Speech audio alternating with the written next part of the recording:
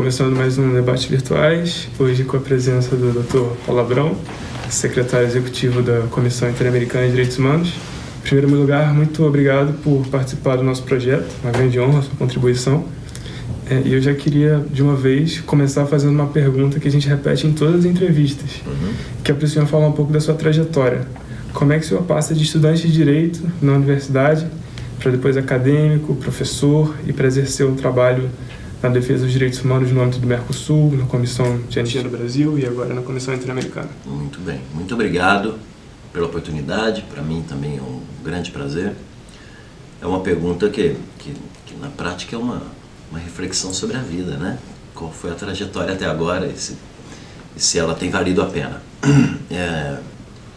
Eu fui um estudante inquieto e desde a minha graduação eu me formei dentro de um contexto muito difícil que o Brasil vivia.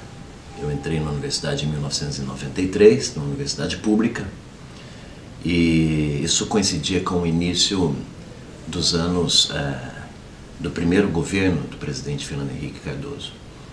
E esse foi um momento onde o Brasil estava implementando um conjunto de medidas de reforma do Estado.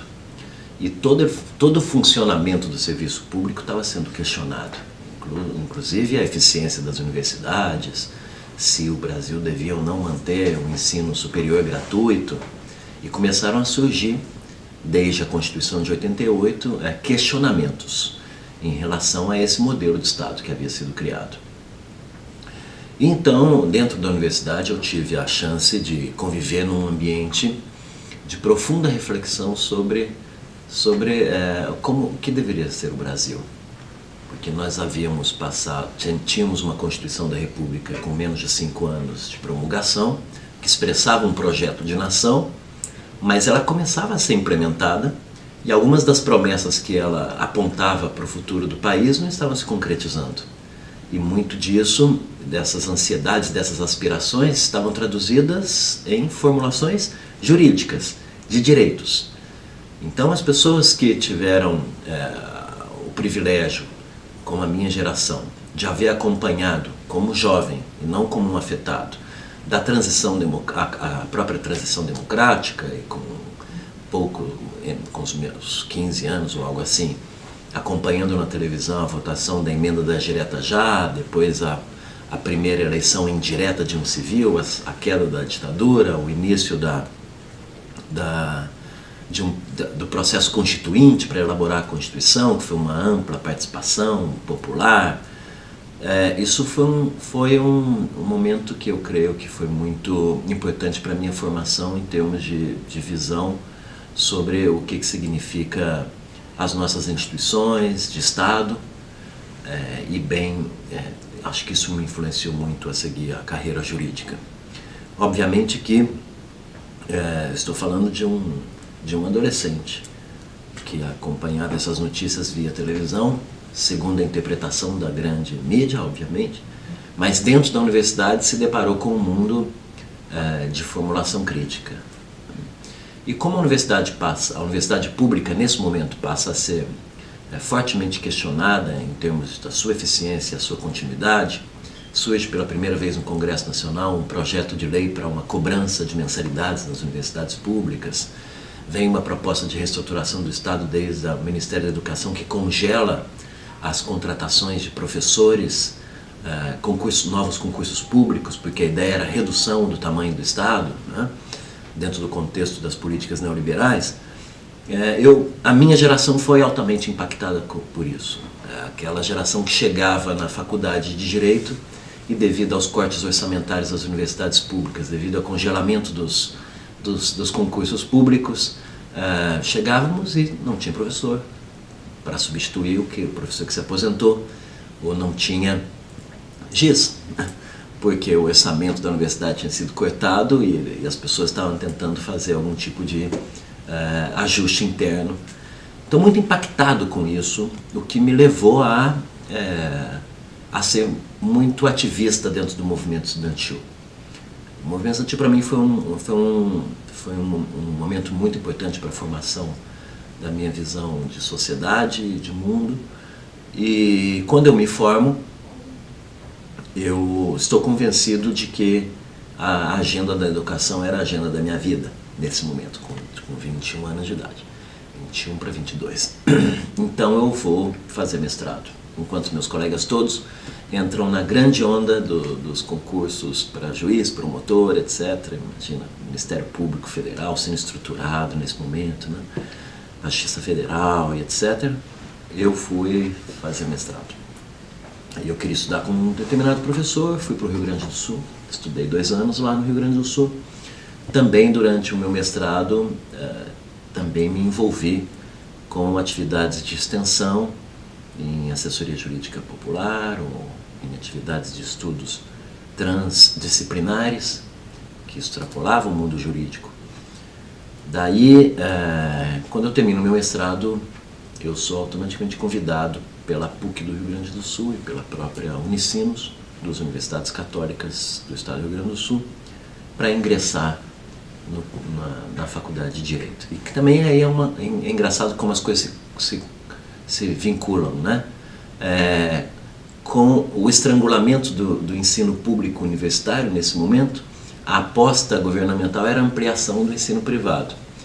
Então, se abrem muitas universidades e faculdades privadas novas no Brasil e também há um momento de expansão, de estímulo, e isso abre um mercado de trabalho dentro das universidades privadas. E eu vou para a universidade, ser professor da universidade, não privada, totalmente, uma universidade comunitária, filantrópica, né? Porque era católica, sem fins lucrativos, mas aí eu faço a minha carreira acadêmica. E passo me dedicando exclusivamente à academia por quase 8 anos, eu contabilizo o mestrado e toda a docência. Durante a minha trajetória como professor na PUC do Rio Grande do Sul, eu realizo meu doutorado no Rio de Janeiro, indo e voltando toda semana, e a ênfase dos meus estudos sempre foi dentro do campo do direito do Estado. Paralelamente, mantinha um grupo de estudos de investigação, grupos de acompanhamento com estudantes em matéria de assessoria jurídica popular e direitos humanos. Então, de alguma maneira, minha trajetória acadêmica que me empurrou para os direitos humanos, e acho que isso está muito envolvido com esse período que, como estudante, eu enxerguei as grandes mudanças sociais que o Brasil está vivendo nessa consolidação da transição democrática. Quando eu estou na universidade, como professor, chefiando o Departamento de Direito Público da PUC, no final de 2006, um ex-aluno me procura, dizendo que o seu chefe estaria assumindo o Ministério da Justiça. E ele me disse que o chefe dele, que quem ele trabalhava, que ele era assessor desse ministro, estava buscando uma pessoa com um perfil acadêmico, que tivesse vínculo com a área de direitos humanos, para poder assumir a presidência da Comissão de Anistia no Ministério da Justiça. Que o ministro, então, o novo ministro, queria uma pessoa que não tivesse vivido a ditadura militar, se não tivesse sido parte, e eu de fato não havia vivido, eu estava vivo, mas era um jovem, não fui parte dos processos de resistência, que tivesse uma sólida formação jurídica e que viesse da área de direitos humanos. Então, devido a uma questão muito particular da minha vida pessoal, eu achei que era interessante sair de Porto Alegre nesse momento e aceitei essa incumbência para assumir um órgão que é um órgão honorífico e fui para Brasília assumir a presidência da Comissão de Anistia, o que de fato veio uma segunda transformação na minha vida, porque depois de um ciclo de quase 10 anos de dedicação exclusiva à vida acadêmica, me abriu um ciclo de quase 10 anos de dedicação a funções governamentais, porque eu passei 4 anos na presidência da Comissão de Anistia e quando houve uma troca de ministros dentro do governo, um outro ministro me convidou para assumir a Secretaria Nacional de Justiça, onde eu fiquei por 4 anos. Quando termina esse meu mandato de 4 anos integrais na Secretaria Nacional de Justiça, eu acho que desde a democracia foi o único secretário nacional de Justiça que cumpriu integralmente esse mandato, do início ao final, sem interrupções ao seu mandato. Eu já tinha decidido que não queria mais continuar em funções governamentais, pensava que essa já havia sido uma experiência muito interessante, me havia me enriquecido muito, acreditei que construímos coletivamente projetos bastante interessantes, mas que eu queria uma outra experiência. Foi quando surgiu essa possibilidade de, segundo as regras de rotatividade do Mercosul, que a direção do Instituto de Políticas Públicas em Direitos Humanos do Mercosul tinha que ser assumida por um brasileiro. Tinha sido por 2 gestões seguidas um argentino e agora era a vez de ser um brasileiro. Então eu propus ao governo a minha saída e disse para eles que eu tinha interesse nessa outra posição. Então me formalizaram esse convite, eu aceitei e fui então para o Mercosul e vivi lá um ano em Buenos Aires, onde é a sede do Instituto, por quase 2 anos. Nesse ínterim, surge a convocatória para o concurso público internacional do secretário executivo da Comissão Interamericana. Fui estimulado por um conjunto de pessoas a me postular. Foi um concurso largo, quase 100 candidatos de todos os países, um processo seletivo que demorou 6 meses, com avaliação de currículo, com entrevistas, com debates e até a decisão final. E bem, agora estou aqui nessa nova jornada. Não sei se será um 3º ciclo da minha vida, de quase 10 anos em organismos internacionais. Mas se for, minha vida parece estar dividida nesses ciclos. 10 anos na universidade, 10 anos em governo, 10 anos em organismos internacionais. Mas depois eu volto para a sociedade civil, então, se for o caso. Então essa foi minha trajetória. Muito bem. Então eu queria aprofundar um pouco agora sobre o mandato atual que o senhor está exercendo, né, como secretário executivo da Comissão Interamericana. A gente tem visto ao longo dos últimos anos um número cada vez maior de petições sendo recebidas pela Comissão Interamericana. Então eu queria fazer 2 perguntas. Uma, o que isso significa para a Comissão, esse número cada vez maior de pessoas que buscam a Comissão Interamericana para tratar de violações de seus direitos humanos? E também como a Comissão está se preparando para responder a esse número cada vez mais elevado de petições? Eu acho que isso significa um duplo movimento. Um primeiro que é a crescente consciência e conhecimento em torno do sistema interamericano. Acho que isso é uma realidade que é muito presente na medida em que quando a comissão estrutura o seu sistema de petições e casos individuais, automaticamente ele nasce já com um corpo de organizações não governamentais peticionárias que ativam esse sistema e que o mobilizam e que são um suporte de legitimação social desde o início para o seu funcionamento. Mas, obviamente, com o passar dos anos, há um processo de democratização do sistema, de mais acesso, mais conhecimento. E as potencialidades que antes estavam limitadas pela ausência de conhecimento do sistema, eles vão gradativamente sendo superados. Acho que ainda tem muito o que fazer.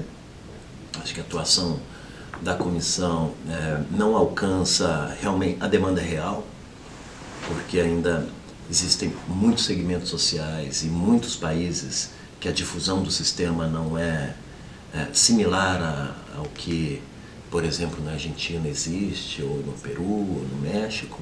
O caso brasileiro é um exemplo concreto de que o sistema ainda falta muito para ser difundido, internalizado, etc. E eu acho que também, em paralelo, tem uma explicação que remete ao contexto que a gente vive hoje, que é um contexto complicado, onde com a elevação da consciência dos direitos não corresponde à criação de uma institucionalidade nacional que possa responder a esses anseios, a essas demandas sociais. Então esse gap de incompatibilidade entre a resposta estatal e a consciência vai fazendo com que as pessoas comecem a buscar o sistema internacional para tentar receber uma resposta não encontrada dentro dos seus próprios sistemas nacionais. Então acho que a combinação desses 2 fatores explicam essa elevação gradativa de demandas junto ao sistema. O que a comissão hoje faz em relação a isso passa muito por uma visão estratégica que foi desenhada com o novo plano estratégico da comissão, aprovado ano passado, e que tem basicamente duas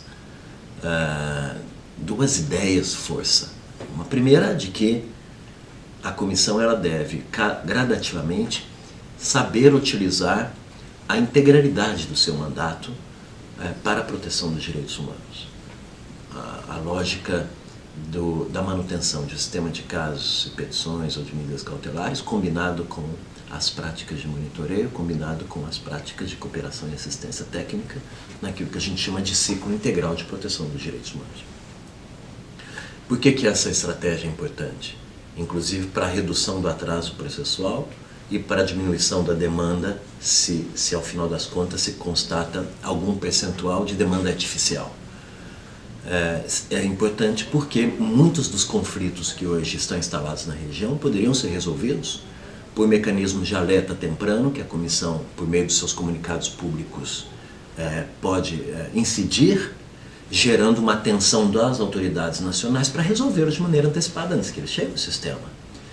Ou que as práticas de monitoreio, que pela produção de informes temáticos possam ir gradativamente consolidando novos estándares jurídicos e os estados possam ir referenciando-se nesses padrões de elaboração de políticas públicas, por exemplo, e internalizando essas práticas e atendendo essas demandas que, consequentemente, não cairão depois dentro do sistema internacional.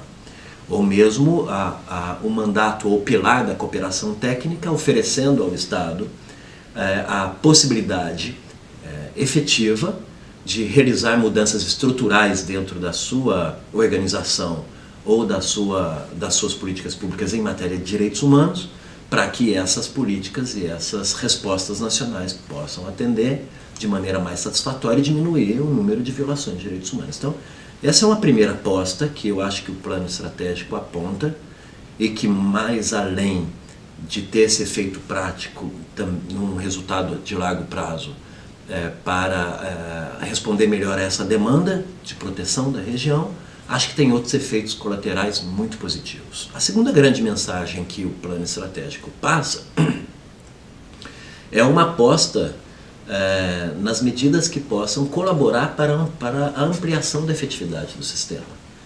Porque se é verdade que ao longo do tempo nós tivemos uma histórica construção de importantes estándares jurídicos, de importantes casos que foram decididos e de soluções amistosas que foram construídas e que isso constitui um legado histórico relevante para o sistema, o percentual de cumprimento disso é muito baixo. E nós temos que saber nos fortalecer desse legado histórico, que estabelece já um conjunto de estándares que já estão dados e que não correspondem à realidade, para tentar implementá-los efetivamente. Então, por isso a comissão faz uma aposta hoje na importância do fortalecimento interno dos mecanismos de segmento de recomendações ou de práticas que possam ativar não só a sociedade civil, a construção de alianças da sociedade civil, atores estatais, organismos internacionais, sistema interamericano, para tentar empurrar as autoridades nacionais a uma efetiva observação das suas obrigações internacionais. E por que isso também vai ter efeito, no fim das contas, para administrar a demanda?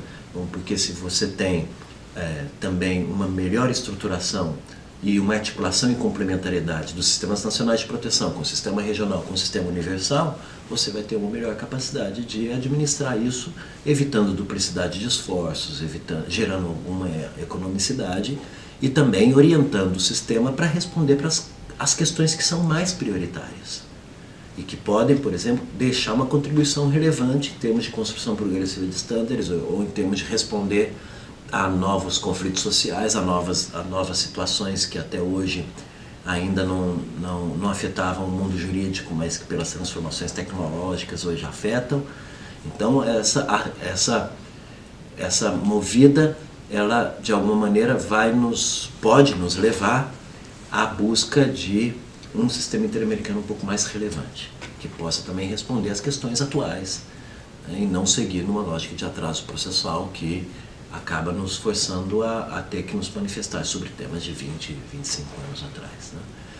Então, acho que essa é uma estratégia coerente com o contexto que nós vivemos, porque não apenas responde a essa necessidade, mas ela responde à realidade que hoje a região vive, que é uma realidade de crescimento de um pensamento antidireitos, um pensamento mais nacionalista, um ambiente de desprestígio do direito internacional dos direitos humanos e, consequentemente, do papel dos organismos multilaterais na solução dos conflitos, e que está, inclusive, muito bem representada em situações que, internamente aos Estados, se começa a refletir na aprovação de legislações que geram retrocessos em conquistas já estabelecidas. Então, saber estar preparado para esse ambiente, nós não estamos hoje no mesmo contexto internacional dos anos 80, onde estávamos na expansão dos organismos internacionais, dos direitos humanos, bastava um órgão de direitos humanos dizer que automaticamente, né, era boa prática política, orientação, o cumprimento. Hoje não, hoje existe uma resistência estabelecida, um pensamento crítico que se opõe aos direitos humanos como base de organização da sociedade, como os valores referentes de organização da sociedade. Então você tem que ter a inteligência de saber preservar as conquistas já existentes, encontrar as brechas para poder avançar, e talvez o melhor caminho é saber exigir, não ficar numa posição defensiva, e sim saber exigir das autoridades estatais a devida implementação daqueles compromissos que eles já assumiram no passado e que até agora, de maneira incoerente, não fizeram, não implementaram efetivamente. Então esses são mais ou menos os caminhos que estão dados. Obviamente que isso se complementa com ações, falando especificamente do atraso processual, com ações que respondam as questões processuais, eminentemente processuais, desde melhorias na gestão tecnológica, para facilitar os procedimentos, desde a ação de microgestão para desburocratizar algumas práticas internas, desde também a reformulação de critérios de análise que antes, ou novos formatos nos informes. Então tem um conjunto de medidas que hoje se complementam para que a gente possa responder de maneira mais global a esse conjunto de desafios. Perfeito. Ainda sobre o plano estratégico que o senhor estava comentando, além dessas mudanças sobre o segmento de recomendações, sobre as outras atividades além do sistema de casos e petições, esse plano estratégico também faz mudança em relação às doações que são recebidas pela comissão. O senhor podia comentar um pouco mais como é que funciona essa dinâmica das doações? Você diz do financiamento da comissão? Isso. Bom, uma importante conquista que a gente teve foi a duplicação do financiamento, do fundo regular. A comissão ela tem duas fontes de financiamento principais. O primeiro é o fundo regular da OEA, que é a contribuição que o Estado dá para a manutenção da OEA, e dentro dessa manutenção tem a própria Comissão Interamericana. Então há um determinado percentual do orçamento geral da OEA que vai para a Comissão Interamericana. E uma outra fonte que são as contribuições voluntárias, que podem vir dos próprios Estados-membros, podem vir de outros estados, de outros países, ou podem vir de doadores privados, ou podem vir de organismos internacionais. Quando eu assumo a comissão, o orçamento global da comissão tem metade financiado por um modelo e metade financiado pelo outro. Então, uma conquista importante que nós tivemos foi a de exigir por parte dos Estados que eles duplicassem as contribuições ao fundo regular, que são dirigidas à comissão, que isso nos permitiria ter a integralidade do funcionamento da comissão financiado pelo orçamento ordinário da OEA. Por que isso é importante? É importante porque isso gera para a gente mais capacidade de previsão, mais capacidade de planejamento, mas principalmente gera mais estabilidade no funcionamento das funções essenciais da comissão, que fica menos dependente de contribuições que são volúveis, que podem existir em um ano e não existir no outro ano, e contribuições que também acabam condicionando o trabalho da comissão, porque um doador ele tem uma agenda de interesse e ele faz uma doação para o desenvolvimento de uma determinada temática, por exemplo, ou de uma determinada área de funcionamento da comissão, que nem sempre isso corresponde com as próprias prioridades da comissão, mas a comissão, dependente dessas contribuições voluntárias, acaba tendo que incorporar essa agenda de trabalho, porque isso é o que vai permitir a manutenção do seu funcionamento dentro dos recursos humanos atualmente disponíveis. Então, depender menos dessas contribuições voluntárias é importante para a afirmação da autonomia e da independência da comissão. Então, a Assembleia Geral da OEA aprovou essa duplicação do fundo regular em 3 anos. Estamos vivendo esse ano pela primeira vez o uso da primeira parte desse terço da duplicação, desse monto global da duplicação, e isso vai nos apontar a possibilidade de abertura de novos concursos dentro da comissão para os próximos anos, e vai gerar isso que a gente chama da estabilização do funcionamento das suas funções essenciais.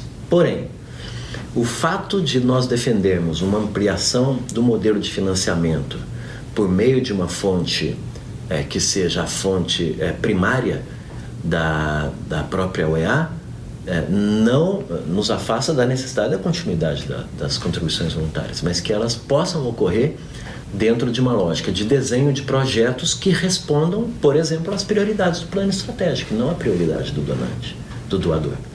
Então a gente vai, nesse tempo, tentando compatibilizar modelos de financiamento, mas com o objetivo último, que é o de fortalecer a nossa autonomia e independência. Perfeito. Mudando um pouco de assunto, eu queria fazer uma pergunta sobre o seu trabalho com a Justiça de Transição no Brasil. Queria te pedir para falar brevemente quais foram os principais avanços e as questões que ainda estão em aberto na Justiça de Transição no Brasil. Bom, fazer esse balanço é sempre muito importante, mas eu acho que esse balanço, ele hoje depende de uma atualização e nesse último ano eu estou com poucas informações do que segue acontecendo, né? Mas em termos mais estruturantes, eu acho que o Brasil ele tem um déficit muito forte no eixo da justiça, devido ao que a lei de anistia representa como obstáculo à proteção dos direitos das vítimas e ao estabelecimento de uma impunidade em relação aos crimes do passado. E essa dimensão da impunidade como uma característica fundamental da nossa situação transicional, ela, ao longo desses últimos anos, também teve importantes conquistas, como, pelo menos, o trâmite de algumas ações civis, declaratórias em relação a práticas de determinados torturadores, também o fato de que, pelo menos, o reposicionamento da Procuradoria-Geral da República ao assumir a tese da imprescritibilidade, da obrigação do cumprimento da sentença da Corte Interamericana no caso Araguaia, são novidades nesse processo, que ao mesmo tempo também foi acompanhada da decisão do Supremo de reafirmar a validade da lei da anistia, que me parece muito grave essa decisão, porque enquanto antes nós tínhamos uma simples interpretação de uma lei da ditadura que gerava um efeito no período pós-democrático de impunidade, o que acabou passando é que, com a decisão do Supremo, essa já era uma decisão da democracia de validar uma regra da ditadura e afirmar ou seja, o resultado da impunidade não é mais exclusivamente uma ação que foi engendrada pela própria ditadura. Hoje o resultado da impunidade no Brasil também é resultado de uma afirmação e de uma confirmação por parte da nossa Corte Suprema, em plena democracia, da sua validade. Então isso que para mim talvez seja um dos prejuízos mais graves da decisão que o Supremo tomou na ação que questionava a lei da anistia. Agora, se você olha desde a perspectiva da reparação, o Brasil é um modelo, porque o nosso modelo de reparação, ele ultrapassou a reparação econômica, simbólica e moral apenas das graves violações aos direitos humanos, das mortes, desaparecimentos, e também alcançou toda e qualquer prática ou aquilo que está denominado na legislação como atos de exceção. Então, o alcance reparatório que o Brasil produziu não existe em outros países. O fato de reparar, por exemplo, todos os estudantes que foram expulsos, a possibilidade de reparar, não o direito de ser reparado, dos estudantes que foram expulsos das escolas, dos trabalhadores que foram demitidos dos seus empregos, das pessoas que foram censuradas, dos filhos que deixaram de ter uma nacionalidade ou a convivência com os pais. É é um critério de reparação bastante amplo e que eu acho que o nosso programa, como estava desenhado, que era um eixo de reparação econômica combinado com um eixo de reparação moral com os pedidos de desculpas públicas e um eixo de reparação psicológica com o funcionamento das clínicas do testemunho e um eixo de reparação coletiva com a construção dos memoriais, o lançamento com os atos públicos de homenagem às pessoas que requerem o direito à memória, ou a própria indenização coletiva à UNE para a reconstrução da sua sede, que havia sido destruída na ditadura, é uma abordagem concreta do princípio da reparação integral às vítimas, né? No meu juízo, é uma situação modelo. E se você pensa no eixo da reforma das instituições, da verdade e da memória, primeiro, havia o déficit da criação de uma Comissão Nacional da Verdade, funcionou. Talvez o balanço que tem que ser feito hoje é qual foi a contribuição efetiva que a Comissão Nacional da Verdade deixou em termos de transformar esse estado de impunidade que está dado, né? Porque já que ela não tinha função reparatória, então qual era a finalidade da existência de uma Comissão Nacional da Verdade 50 anos depois?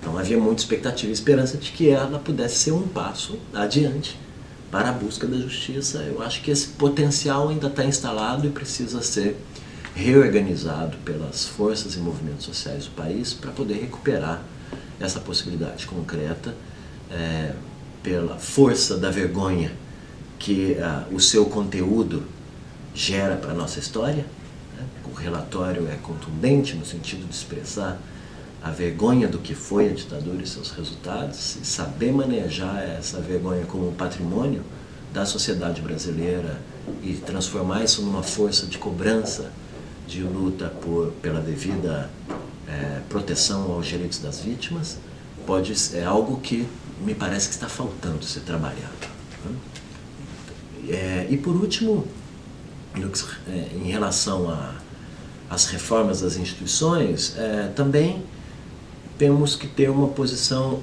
contextualizada, porque de fato, terminada a ditadura, nós tivemos um conjunto de reformas muito importantes.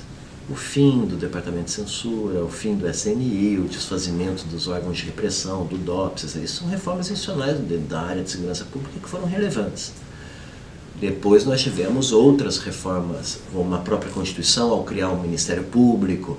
São conquistas institucionais importantes que apontavam a ideia da não repetição. Uma das tarefas principais do Ministério Público Federal na Constituição é preservar a democracia. Então você tem aí algumas medidas de reformas institucionais que foram tomadas ao longo do tempo. O grande déficit nessa agenda está no campo da segurança pública, num conjunto de padrões e protocolos de atuação da segurança pública que ainda reproduzem padrões e protocolos que foram gerados na ditadura, a própria estruturação de uma polícia civil e militar submetida às Forças Armadas, hierarquicamente organizada dentro do mesmo padrão que a ditadura tinha organizado, a ausência de um programa nacional efetivo que possa responder ao alto índice de homicídios que o Brasil vive, ou seja, a nossa tolerância ainda com a impunidade generalizada frente à violação do direito à vida é chocante, né? Então acho que tem algumas agendas ainda pendentes. A minha posição final em relação a isso é que a principal dívida segue, que é a dívida com as vítimas do passado, que não tiveram uma resposta satisfatória na integralidade dos direitos que eles têm. Perfeito. Bom, eu sei que o senhor tem a agenda muito corrida e por isso eu vou fazer a última pergunta, que é uma pergunta que é repetida em todas as entrevistas também. É que se há alguma questão que eu não te perguntei e o senhor gostaria de ter respondido. Que pergunta inusitada essa. Não, eu acho que eu queria... Posso deixar uma mensagem, não? Sim, claro. As pessoas hoje estão um pouco sem esperança em relação ao futuro do nosso país, né? Assim, sem esperança ou céticas. Céticas porque o que passa hoje no mundo político não estimula muito a credibilidade das instituições democráticas, no funcionamento do jogo eleitoral, né? E a desesperança talvez é muito contextualizada, porque a gente teve um ciclo de crescimento muito alto por 12 anos e hoje passa uma profunda dificuldade. E quando eu falo de desesperança, eu não estou falando de desesperança da classe média alta, que tem suas condições de vida, e de nós, não, que temos uma vida privilegiada de haver estudado e poder nos manter, ou ter famílias que têm bases econômicas estruturadas. Eu falo de desesperança para quem depende do funcionamento do Estado para poder ter condições mínimas de vida, né? E que, bom, não vê hoje a ampliação dos serviços públicos, não vê hoje uma política de ampliação das políticas públicas. Vê dentro da lógica do ajuste estrutural uma redução desses serviços. E a minha mensagem é que eu penso que a história ela não se constrói só de progressos. Ela tem idas e vindas e que cabe às novas gerações saberem ocupar o seu devido espaço. A minha impressão é de que ao longo do tempo a juventude foi muito desestimulada a ocupar o espaço público. E depois de termos passado esses momentos tão ricos da história brasileira nesse último período, eu não vejo refletido dentro da política uma expressão jovem, disposta a participar dessa arena pública, participar desse espaço que é tão importante, né? Talvez as eleições esse ano, não sei quando essa entrevista vai ser transmitida, mas talvez essas eleições esse ano possam nos surpreender com candidaturas de jovens, de mais mulheres, de índios, né? E ter um Congresso um pouco mais representativo. A percentagem de mulheres no Congresso é baixa. Nós não temos um único indígena deputado, né? Nós não temos pessoas das camadas populares de maneira percentualmente representativa dentro do parlamento, né?